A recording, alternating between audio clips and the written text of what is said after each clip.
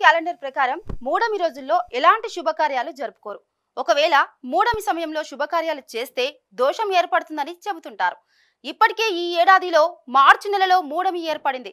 అలాగే నవంబర్ నెల 26 నుంచి శుక్ర పౌర్ణమి లేదా శుక్ర మూడమి ప్రారంభమవుతుందని కూడా పండితులు చెబుతున్నారు. హిందూ క్యాలెండర్ ప్రకారం కొన్ని రోజులు శుభకార్యాలు చేయటానికి అనుకూలంగా ఉంటాయి, మరికొన్ని రోజులు శుభకార్యాలు చేయటానికైతే అనుకూలంగా ఉండవు.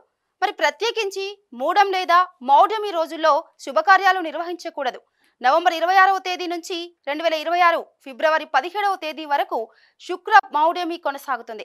అంటే సుమారు 83 రోజుల పాటు. అంటే శ్రీ విశ్వ వసునామ సంవత్సరం మార్గశిర శుద్ధ షష్ఠి నుంచి మాఘమాసం బహుళ అమావాస్య వరకు ఈ శుక్ర మౌఢ్యమి ఉండనుంది.